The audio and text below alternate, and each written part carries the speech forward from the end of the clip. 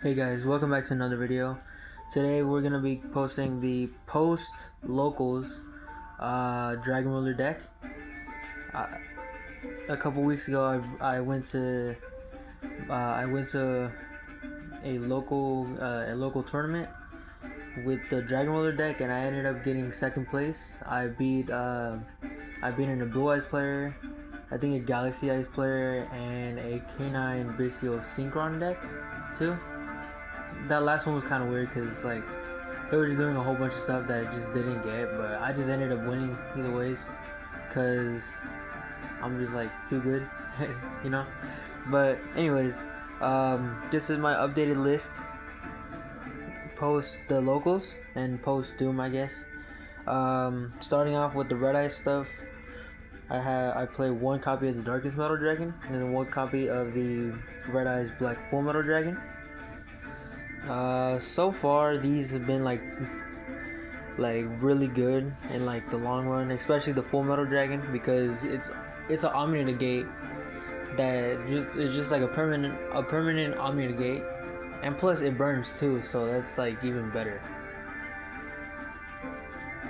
And then for the rest of the Red Eye stuff, I play Red Eyes Black Dragon and Red Eyes Black Meteor Dragon.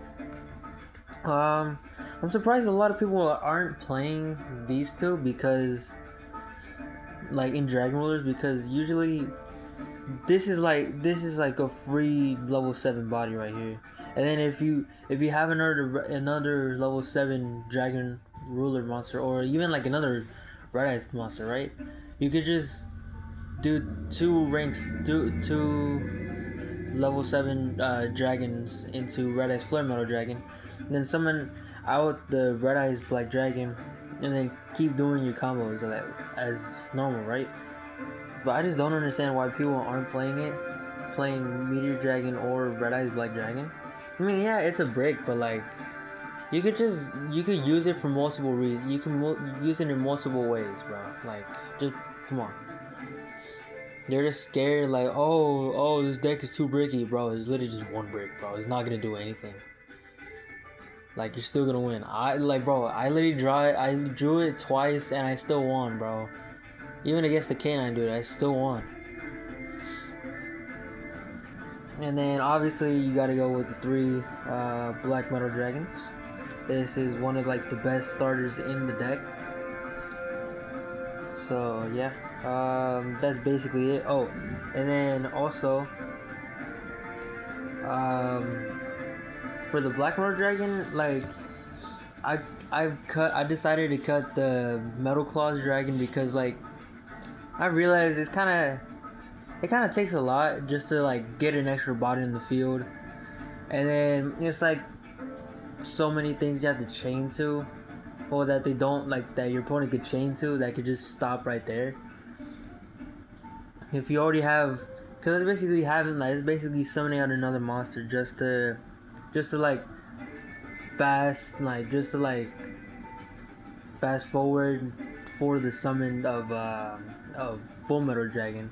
But like you can just do it. There's nothing wrong with just doing it on your opponent's turn, you know. But anyways, that's just my preference, you know.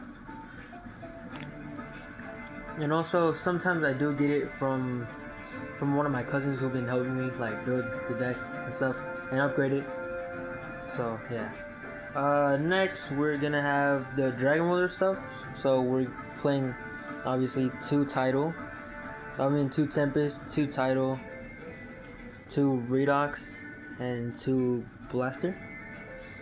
Let me just move the camera a little bit. There you go. Yeah, I mean, there's nothing really much to say about this. It's pretty much like need to play at least 2. One is just barely like doing anything. 3 is like way too much. Because if you're playing 3 of each, like I feel like that's a waste of like space. Because then you could just be playing like other stuff, like let's say Armed Dragons, Senpai Dragons, or even just like extra like non-energy cards, like hand traps or like board breakers, you know. I think 2 is like enough for each. You don't need to play 3 or 1. I don't know who's playing 1. I've seen a lot of people play 3, but no one who plays 1. And then for the little guys, we're playing 3 Spectral, 1 Nebulous, 1 Lightning, 1 Stream, 1 Reactant, and 1 Burner. So far, I've liked this lineup. I don't really see like a lot of people playing Nebulous, but it's like you could do a lot more if you have Nebulous and like just over like another like useless card that you have like 3 of, like a hand trap or something, right? Cause you could be using cause if you have if you get nibbed or something, right? Or if you get like evenly matched, right? You're banishing your whole field, right? This could, like, Nebulous, you could just have 2 Dragon Ruler monsters, one of them being Nebulous. Discard both of them, target 2 Dragon Ruler monsters in your banishment or graveyard. It's one of those. And then you could summon both of them out. That's literally a free rank 7 right there, bro. Like, it's good in the long run. You don't need it right then and there. You could just do it next turn, 2 turns from now, whatever. It's recovery. It's like good for recovery and stuff. So I don't know why people are just deciding to being like not are deciding not to play Nebulous, but yet again, that is also my preference still. Then for the Tempa Dragons, I decided to just go for one Pydra, 1 Genroku, 1 Chundra, and then 1 Fadra.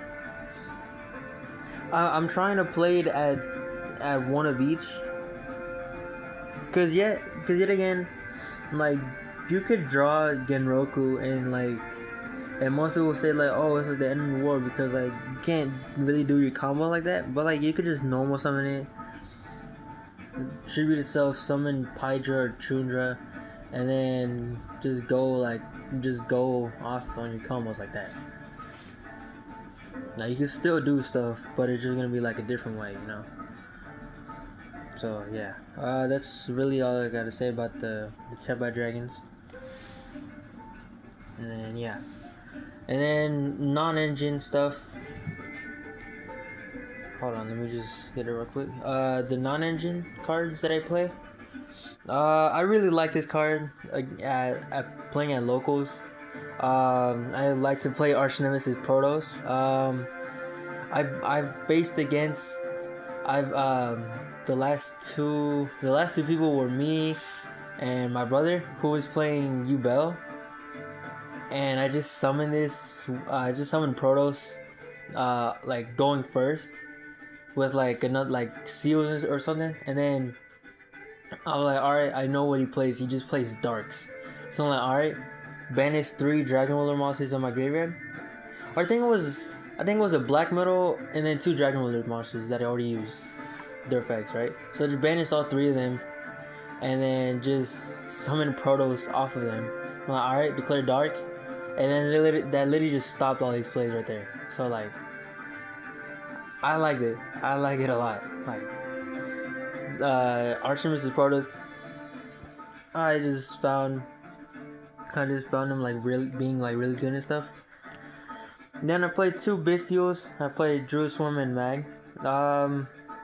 Yeah, I cut down on the Bestial count as well, cause like I feel like these are like the most effective ones to use.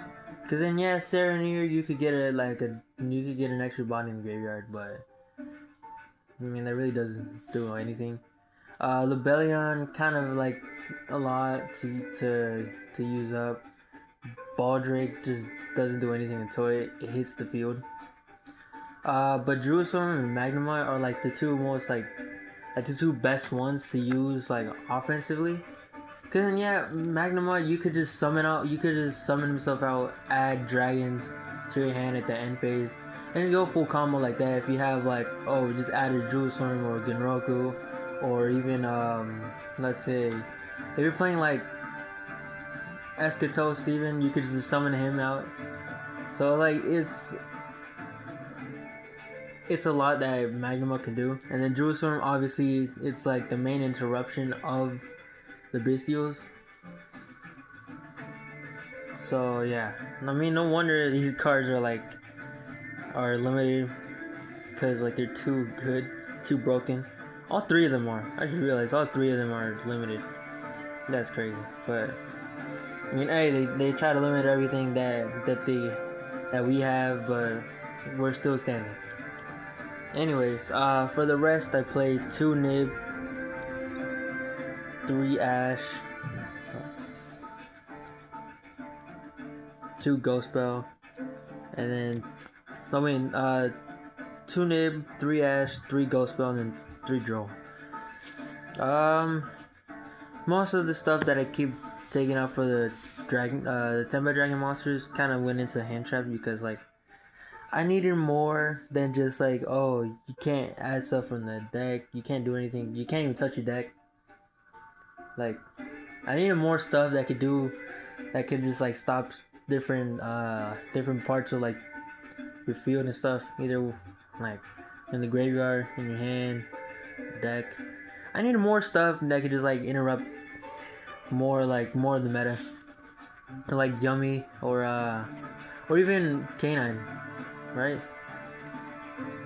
So that's why I added the Ghost Bells and stuff, cause like I don't really have that much interruption besides the Bestials for the graveyard. So it's like I needed it. I needed the extra interruptions and stuff. But yeah, that's basically it for the non-engine monsters.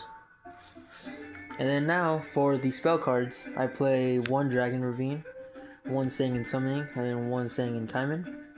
I mean, it's pretty much clear on why I play this. I mean, it's most of it is just for the 10x-Dragon cards. Other, like the Dragon Ravine is useful for the Dragon Rulers to get the extra bodies and like in rotation and stuff. But yeah, that's basically it. Not really much to say here, obviously. Pretty sure they should be good enough to be able to beat your opponent, you know. I have tried ways to OTK my opponent without using without using Singing Summoning's effect to double my single dragon's attack. Sometimes I don't even use Singing Summoning like most of the time. I just go Pydra, search Kaiman, and then go off like that. I don't even set Singing Summoning or like add it to my hand. So like, yeah, I've tried different ways to beat my opponent. So yeah. Next, for the rest of the spells, we play 1 copy of Triple Tactics Talent and 1 Call by the Grave. I have decided to cut Cross Out Designator, because it's basically like Called by, but like it's like just an extra negate. But yeah, I mean, I always end up drawing it and just never been able to use it. So like, I'm like, why play it at that point? And then I played 3 Forbidden Droplet. At locals, this has stopped my opponents from like doing anything. So it's really useful for me. And then the Max Metamorph. Yeah. The Max Metamorph is pretty good, because then you could just, it sets up an Omni again, bro. Like, what more stuff can I say about this card, bro? It just goes into an Omni Gate, like Full Metal Dragon. Like, it doesn't get better than that. You know what I'm saying? So like, yeah, that's basically it. But yeah, that's basically it for the main deck. Let's move on to the extra deck. Alright, so then for the extra deck, we play 1 copy of Red Eyes Flare Metal Dragon, and then 1 Dark Arm, the Dragon of Annihilation. Um, I haven't used Dark Armed at the locals that I went to, but afterwards I have been using him. And surprisingly, he's actually really good. I kind of like to use most of like the dragons, the Xyz dragons that have like quick effects that are actually good. A lot of people use Blaze, the supreme ruler of all dragons, or something like that. I don't know. Just to pop in your opponent's monster. But I was like, dude, you have to pop one of your own cards on the field or in your hand. Like that's just too much to get rid of. Cause then you're putting yourself at the same disadvantage as your opponent. But with Dark Armed, you could pop one card your opponent controls, or I think banish it. Yeah, you could pop one card your opponent controls and then banish one of your monsters in your graveyard. No, one card in your graveyard. So if you already have a spell card that just doesn't have any purpose in the graveyard, you just banish that. It's better than just having than just putting yourself at the same disadvantage as your opponent with Blaze. So yeah. Then for the Dragon Rulers, I play the 1 Disaster, then 2 Chasma, and then 1 Eclipse. There's really not much to say here, besides that I really like the new additions to the Dragon Rulers, because it just adds way more interruption than it already has. Chasma is honestly the best card in the deck, honestly. Eclipse is basically pretty much Hope Harbinger, but for rank 7s. There's also another card that came in Doom of the Dimensions that's also like that, but I was like, both of them have the same the same effects towards that try to stop spell cards. So it's like I kind of have the other one on the side deck just for different decks and stuff, But so far we're running 1 Eclipse, a Disaster, and then 2 Chasma.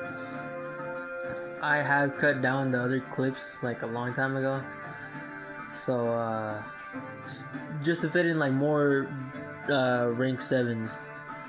So yeah. By the way, I apologize if I'm talking a lot, but this is my honest thoughts on everything. And then also I play the Darkest Doomrider. There's nothing wrong with this card. I like it. It's a quick effect.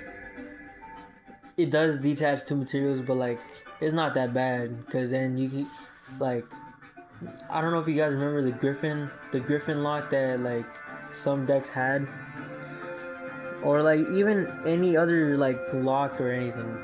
You could just summon this, pop that the monster that's doing the lock and stuff, and then just alright. I mean, what else is? It just doesn't. It does the job whenever it's supposed to. That's all I'm saying. And then if you destroy the monster, you can make one of your own monsters gain attack points equal to that monster's rank or level. So it's honestly a win. That's it for the Xyz.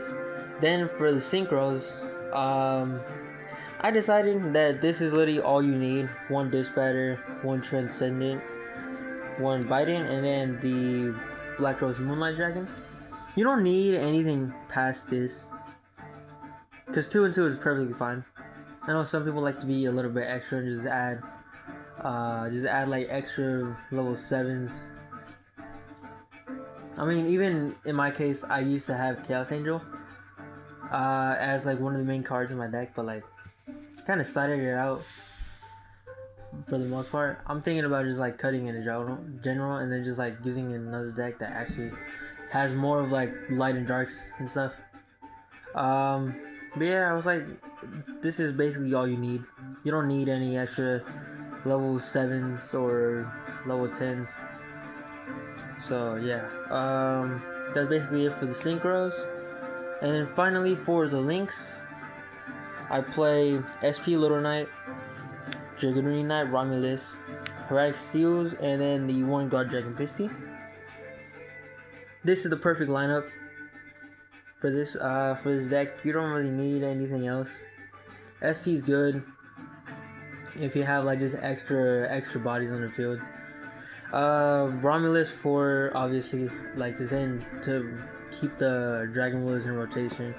Seals just to get that extra interruption, and plus it's a free dragon afterwards, right? So you can just summon Magnemite, or even like a Tempo Dragon monster. Like that's just honestly insane.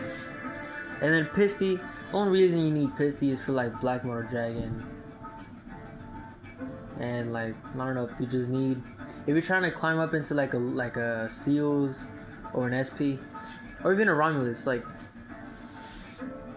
it's simple. Like it's just like either to get the Black Motor Dragon in the grave and then keep going like that, or just climb up using extra bodies that you have in the field. So honestly, I'm not complaining. So that's it for the extra deck. Then for the side deck, I play one Big Eye and one Kurzebs. Kurzebs is the guy that I said that has like the same effect as Hope Harbinger, but for rank 7s. Because you could attach well, if your opponent activates like a quick play spell card, such as like, let's say Forbidden Droplet, you could chain, well no, you can't chain to Forbidden Droplet. Let's say if it's Triple Tactics, Thrust, or Talons, right? You could chain Kurzebs to then just attach that spell card to it as material, and then it's just unaffected by, I think, hold on, then it's unaffected by the card that activated. It's unaffected by that activated card. So it's really good for me, because you could just, and plus it's only 700, but like it gains 700 for each material it has. So I mean, you could get really like you could do some weird plays with that. So honestly, just troll your opponent. If they're playing like something like a Runic or something that plays like a lot of spells and stuff, you can just hit them with Kurzebs and then they're done. So yeah, and then you play the one Big Eye. Obviously, it's a free change of heart. So yeah, like enemy controller and stuff. So yeah, that's basically it for the XZs. Then I played the one Chaos Angel. I'm still thinking about just cutting it and just like putting it in like another deck, like an actual Dragon Link deck. Yeah, it still works in some situations, because you won't like really summoning it out a lot, because then again, Tempo Dragon, Genroku, and the Biting Dragon also lock you into only dragons. So like it's kind of at a loss at some point. So yeah. Then I have two links in the side. I play the Link Kuriboh and the BLS link. I recently got the BLS link because I thought it's really good. If you think about it, it's like really good for just like interrupting your opponent. It's like a free tower. It's basically a free tower. And if it has like a level 7, if he uses a level 7 or higher monster, your opponent just can't target it at all. So like it's basically just a free tower that you just summon out. And Link Kuriboh, I was thinking about it because I needed like a good Link 1 that actually like does something besides just be like Link fodder or something. Specifically for black metal, but I was like, I'm still kind of like used to just using God Dragon Pisty, so yeah, I've actually been trying to use Link Kuriboh with like in plays and stuff, you know. But yeah. And then moving on, we have 3 Lancia for the Malice cards. There's really not really much to say about the Lancia. Then I played 3 Book of Eclipse, and then 3 Evenly Matched. These Evenly and Book of Eclipse kind of go together because like you could flip everything face down that your opponent has, and then like, all right, battle phase, end of battle phase, evenly matched, and then they can't respond with anything because all their monsters, I think, cards or monsters, something like that. Oh yeah, all their monsters are just flip face down, so they can't really respond with anything. So then it's just basically, you just flip everything face down. They can't do anything besides just watch their monsters just get banished. They're only left with 1 card, and you can just work around to just move that one out the way, and then just kill your opponent like that. So yeah, besides that, it's pretty good. That is the end of the video. Hope you guys enjoy it. Make sure to leave a comment and down below of what you guys think of this deck profile. And I will be running more locals with this deck. Yeah, let me know what you think down in the comments of this video, and hope you guys have a good rest of your day, and I'll see you later. Bye.